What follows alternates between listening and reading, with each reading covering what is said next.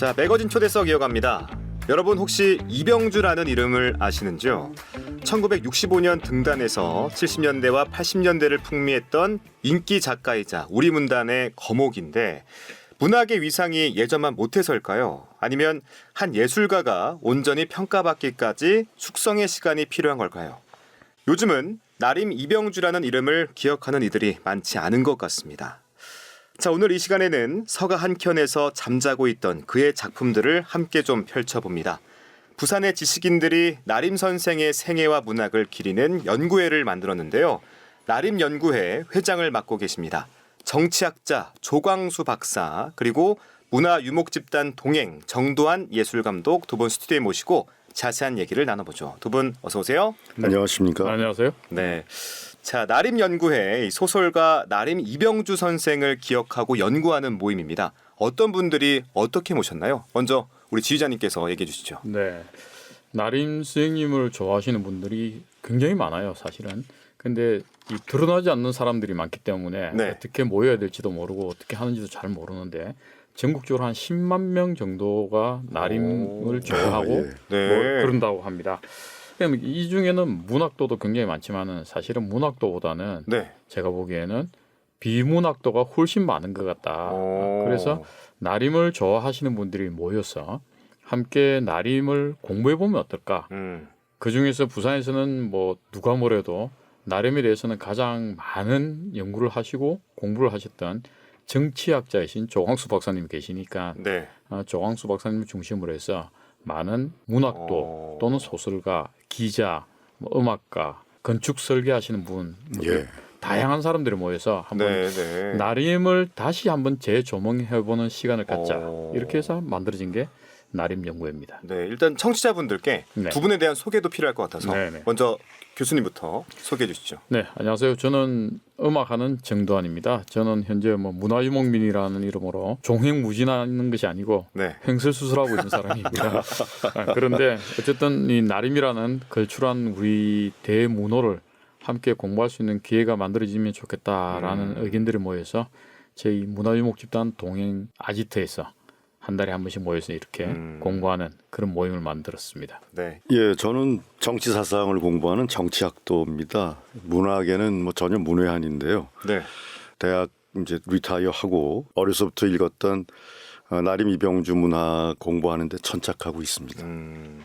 자, 근데 박사님, 이병주가 누구지 하는 분들도 분명히 계실 거거든요. 이 나림 선생에 대한 소개도 좀 부탁드리겠습니다. 나림 이병주는 이제 대문호이고 네. 불세출의 인물입니다. 저는 간단히 세 가지 면에서 그렇다고 말씀을 드리고 싶은데요. 우선 사람의 크기, 우리가 보통 두량이라 그러죠. 스케일, 볼륨에서 작가하면 보통 시니컬하거나 뭐 히스테릭하거나 좀 오종종한 모습을 상상하기 쉬운데 네. 이병주는 당당하고 화려했습니다. 양껏 사치를 부리면서 산 작가인데요. 삶에 허세가 없다면 그건 너무 서글프다 이렇게 생각을 했습니다. 네. 다만 독식이 아니고 늘 친구, 후배와 함께 즐겼고 베풀었습니다. 이를테면 동갑내기 친구인 시인 김수영의 마지막 술자리를 함께 한 사람도 이병주입니다. 두 번째로 아카데미즘의 깊이와 저널리즘의 넓이를 겸비한 내공에서 깊고 크다라고 말씀드릴 수 있는데요. 학자에서 출발해서 언론인으로 그리고 작가로 지내는 내내 매년 평균 600권의 책을 읽고 북 리뷰를 쓸 정도로 지독하게 박학강기한 분이었습니다. 김원종 평론가는 이병주를 이가환, 정약용과 함께 한국 근현대 3대 박식가로 부른다고 할 정도로 극찬한 바가 있습니다. 네. 우리가 보통 천재를 박학강기라고 하는데 이병주는 천재가 대재가 된 케이스다 이렇게 말씀드릴 수 있겠습니다. 세 번째로는 작품의 분량과 소재에서 압도적으로 크고 다양합니다. 소설이 한 90권 가까이 되고요. 에세이가 40권 정도 됩니다. 27년 작가 생활 동안에 한 달 평균 원고지 1000매를 썼다는 뜻이죠. 나름의 작품을 연대기로 정리하면 한국 근현대사 100년을 망라한다. 오. 이런 세 가지 면에서 대문호이자 불세출의 인물이다 이렇게 생각합니다. 네, 20년의 작가 생활이라고 말씀해 주셨는데 또 이력을 보니까 국제신문 편집국장을 지내셨더라고요. 이 부분도 좀 설명해 주시죠. 사실 이 어떻게 보면은 지금 시대하고는 좀 거꾸로 사는 느낌이에요. 현대는 뭐 작가 하다가 아니면 신문에 논술위원을 하든 뭐 신문사로 갔다가 마지막에는 대학으로 가는 케이스인데 네. 이병규 선생님은 대학에 계시다가 예. 신문사로 와서 마지막에는 작가로 이렇게 생을 마감하셨습니다. 1958년부터 3년 동안 국제신문에서 주필 겸 편집국장을 이렇게 역임하셨는데 네. 그동안에 2,000편이 넘는 논설과 칼럼을 쓰셨어요. 지금의 논설하고는 저는 조금 다르다고 느끼는 이유 중에 하나가 네. 지금의 꽤 괜찮다고 하는 메이저 신문사들이라고 하는 논설을 보면은 시대를 이야기하는 것이 아니고 사실을 이야기하는 것 같아요. 그러니까 그 회사의 기본 틀에 갇혀 있는 글 같은 느낌이 많은데 이때 글들은 그렇지가 않거든요. 시국을 논하고 세상의 넓이를 이야기할 수 있는 정말 해안의 눈을 가져야만이 쓸 수 있는 글들을 주옥 같은 글 2,000편을 썼다. 네. 이건 쉽지 않은 일이죠. 그러면 박학다식하지 않으면 쓸 수 없는 그런 글들이죠. 그래서 부산이 정말 보배로 생각해야 될 그 언론에서도 네. 챙겨야 될 분인데 아직까지는 조금 뒤편에 있는 듯한 느낌. 아마 우리 연구회가 많이 찾아내야 될 그런 몫이 있지 않나 네. 하는 생각이 듭니다. 네. 이 문단에 데뷔한 나이가 44이라고 들었습니다. 꽤 늦은 나이인데 처음부터 작가를 꿈꾼 건 아니었나 봐요. 정 감독님 말씀하셨듯이 교수 생활 12년 했고요. 네. 언론인 생활 3년 했는데 언론인 생활 3년의 끝이 이제 필화 사건으로 네. 이제 영어 생활을 한 겁니다. 그래서 약 3년 가까이 형부서 생활을 하고 이제 밖에 나와서 의분으로 쓴 그 옥중기 같은 것이 말씀하신 44세에 쓴 소설 알렉산드리아라고 하는 소설입니다. 네. 그 이후에 이제 27년 동안 정말 발분 저서한 거죠. 그러니까 친구들을 위해서도 의분을 표시하고 또 자신의 한도 소설로 쓰고 그리고 워낙에 이제 독자들이 사랑하는 아주 흥미로운 소설을 많이 쓰셨기 때문에 진짜 뭐 늦게 출범하기는 했지만 괴력을 발휘하셨다 이렇게 말씀드릴 괴력이요? 수 있겠습니다. 오. 자, 72를 일기로 작고하실 때까지 장편 소설만 80여 편, 원고지 수십만 장 분량의 글을 남겼는데 어마어마한 창작열이다라고 생각할 수 있겠죠, 교수님? 네, 사실 나림 선생님을 일반적으로 그냥 소설가 이 정도 선에서 멈추고 있는 경우가 많습니다. 조금 네. 한 발 더 들어가면은 언론에서 주필을 정도 선에서 멈추는 경우가 많은데 대학까지는 사실은 잘 모르고 있고요. 네. 더 중요한 거는 소설가이기 이전에 이분의 사상가라는 증명서를 우리는 발굴해야 되거든요. 사상가. 예, 나림 선생님의 어마어마한 분량은 다르게 이야기하면 가슴 속에 품고 있었던 자기의 사상을 글로서 표현해낸 거죠. 그러니까 네. 소설이 80권이 정도 되는데 다양한 분야, 그것도 장르가 너무 다양하거든요. 네, 네. 애증관계에서부터 국가론까지 너무 다양한 소설들을 너무 쉽게 풀어낼 수 있는 힘, 그거는 작가로서의 능력만으로는 저는 아니다. 그러면 이분이 가지고 있는 사상적 배경이나 그 공부했던 역량들을 같이 연구하고 챙겨봐야만이 이병주라는 사람을 제대로 알 수 있을 것이다.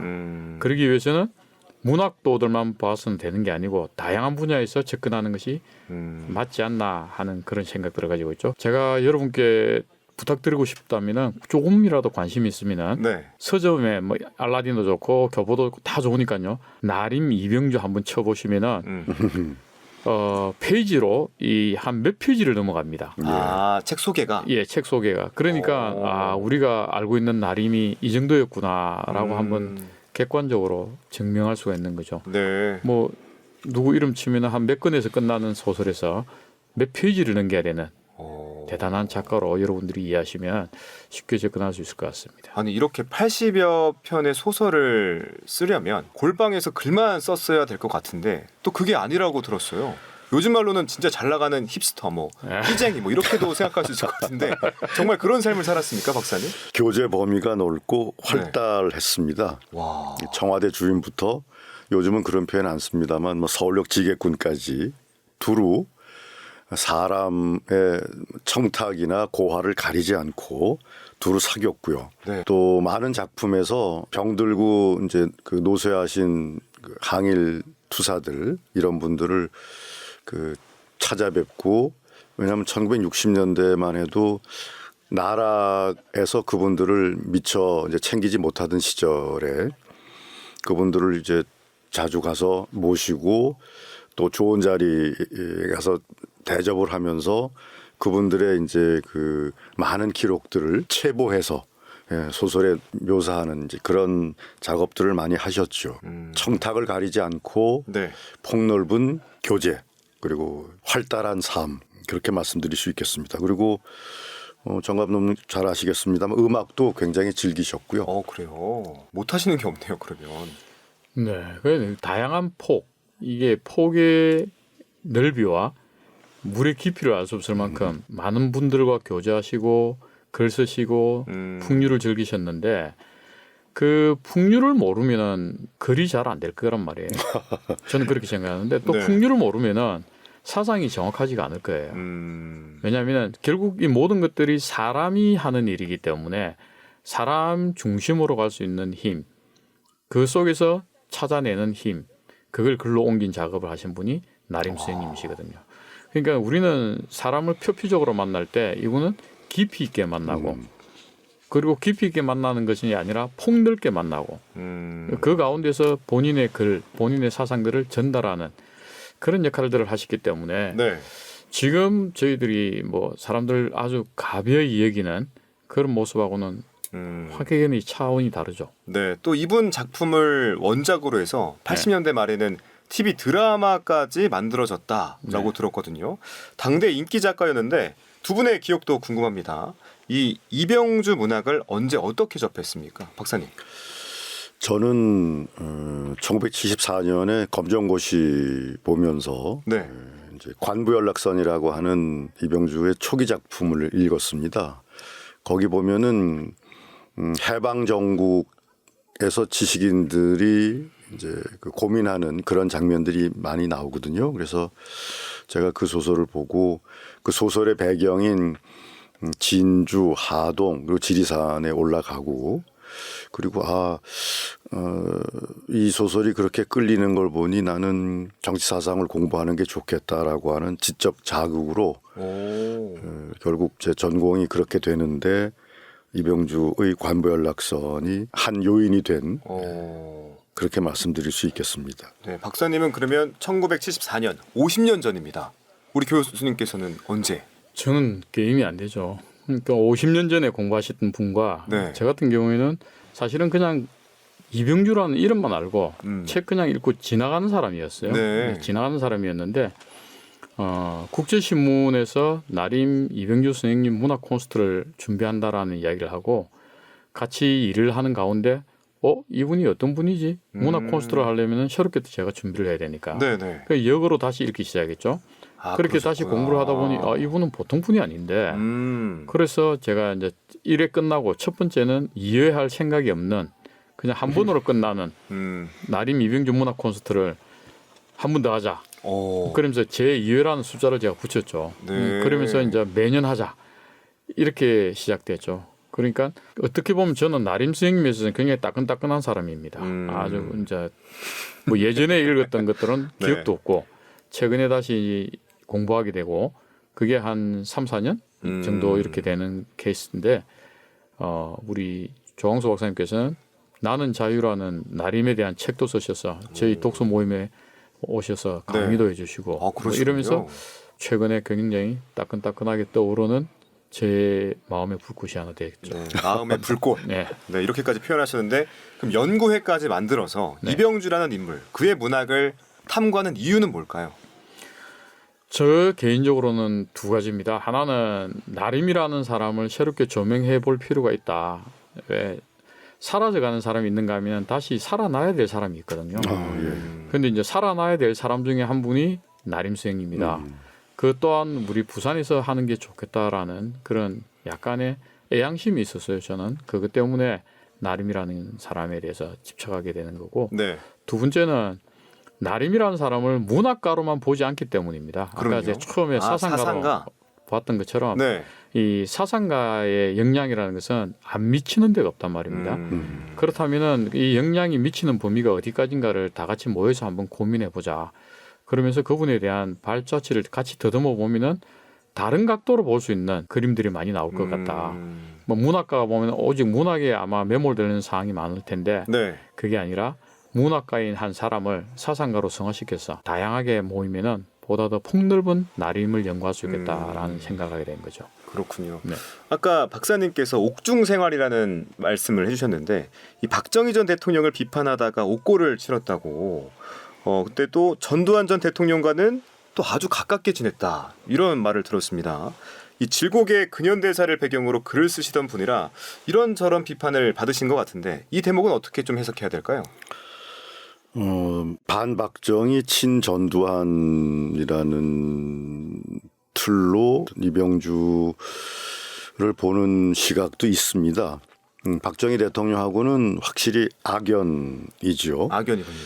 대통령의 초상이라는 글하고 글을 버린 여인에서도 이병주는 박정희에 대해서 상당히 각박한 평가를 내리고 있습니다.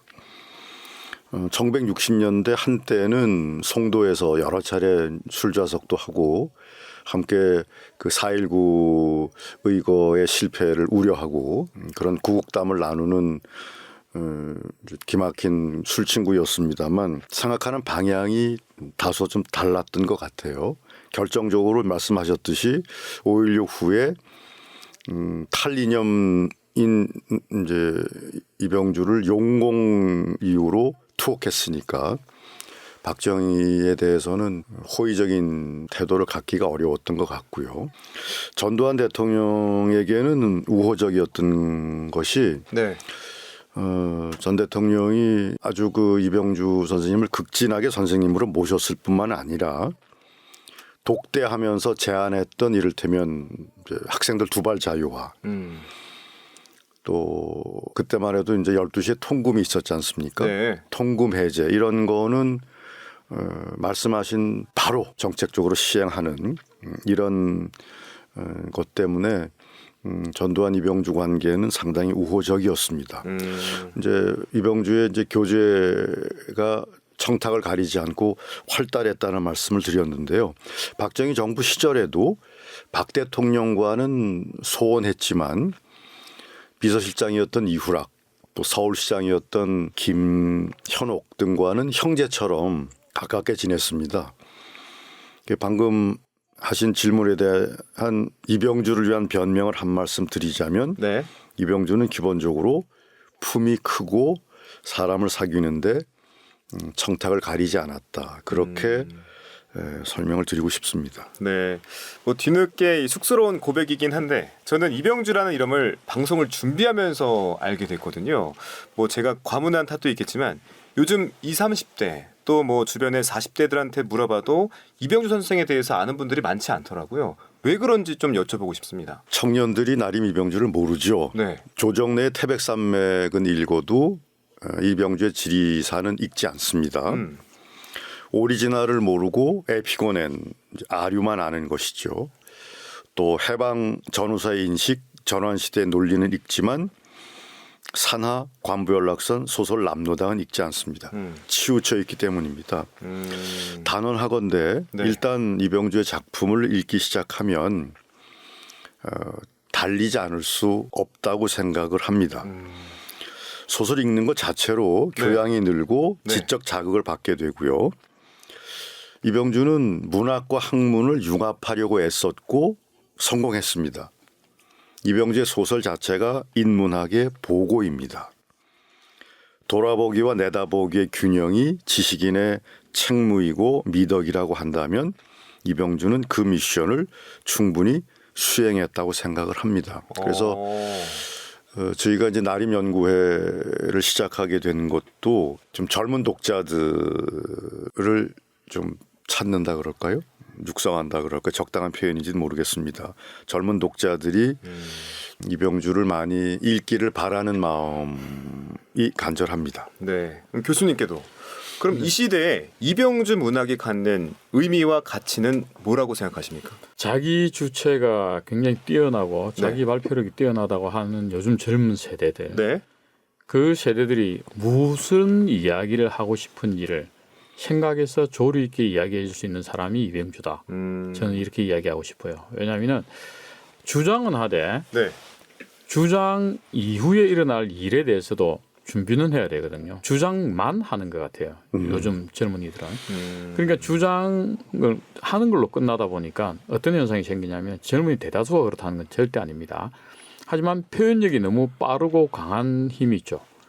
그 표현력이 빠르고 강하다는 것은 다르게 네. 이야기하면 돌아왔을 때 공허해질 수 있는 힘도 크다는 거거든요. 근데 나림 선생님의 글을 읽어보시면은 공허함이 굉장히 크게 와닿을 겁니다. 공허함이 크게. 예, 내가 이것도 몰랐나? 그런 나는 의미에서. 이건 또 모르고 이 나이까지 살아왔어? 이런 생각들을 하게 된다는 거죠. 그러면은 아. 그 자기로부터의 공허함이 커지면은 네. 메워지는 힘 또한 생길 수 있는데 우리는 외부로부터 울리는 공허함만 크게 생각하지 자기로부터의 공허함을 생각하지 않아요. 그래서 우리 젊은이들이 네. 보다 더 깊이 있게 책을 읽었으면 좋겠다라는 느낌이 가장 먼저 들고요. 그래서 그런 젊은이들이 지금부터라도 돌아보는 힘을 조금 더 가지면은 우리 미래는 좀 더 발전적이지 않을까 그런 생각에서 이병주 읽기를 권합니다. 네. 오늘 이제 뭐 두 분과 인터뷰하면서 이병주 문학과 작품에 대한 얘기는 사실 많이 못 해가지고 두 분께서 이 작품은 꼭 읽어봐라 추천할 만한 작품을 하나씩 좀 소개해 주시면 감사하겠습니다. 먼저 박사님.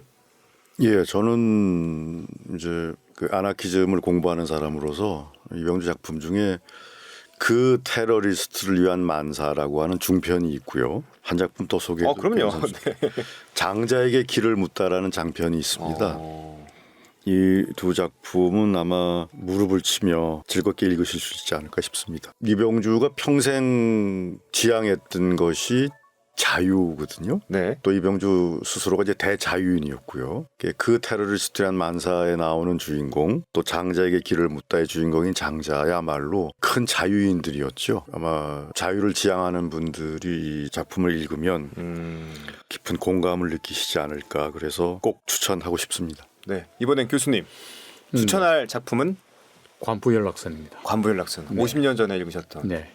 조항수 박사님께서 관부연락선을 저희들한테 설명도 해주셨고 네. 읽어보면서 느끼는 것 중에 가장 큰 게 한 사람이 근현대사 해방 전국부터 일어나는 이 이야기들을 이렇게 소상하게 풀어놓을 수 있나? 그렇다면은 이분의 글의 깊이는 다른 사람들이 굳이 알려고 하지 않아도 스스로가 찾아서 읽게 만들어주는 힘을 가진다.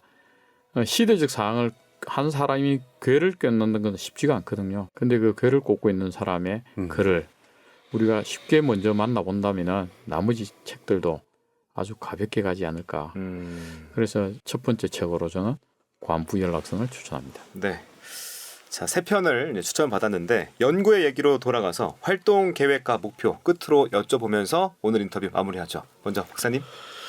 우선은 회원들이 정기적으로 모여서 나림의 작품을 발제 토론하는 게 첫 번째고요. 그런 작업들이 축적이 되면 영국의 셰익스피어 학이 있고 중국의 금병매를 연구하는 금학, 홍두멍 연구하는 홍학이 있듯이 우리나라에는 나림 이병주 학이 있어야 된다고 생각하고 그런 작업을 하고 싶고요. 또 가능하다면 이제 우리 정감님처럼 유능한 분들이 이제 앞장서셔서 부산에 나림을 기념하는 좀 근사한 문화 공간을 만들어 보고 싶습니다. 뭐 저는 나림 선생님을 좀 더 많은 사람들이 읽었으면 좋겠다. 네. 함께 볼 수 있는 기회를 만들었으면 좋겠다라는 게 가장 큰 목적이고요. 그래서 젊은이들과 함께 나림 읽기 또는 학교에서 나림 읽기 교실을 한번 만들어 보고 싶은 그런 꿈을 가지고 있습니다. 네. 오늘은 여기까지 듣겠습니다. 매거진 초대서 오늘은 나림 이병주 선생의 삶과 문학 그리고 그를 기리는 이들의 이야기를 만나봤습니다. 나림 연구회장 조광수 박사 그리고 정두환 예술감독과 함께했습니다. 두 분 귀한 말씀 고맙습니다. 네, 감사합니다. 안녕히 계십시오.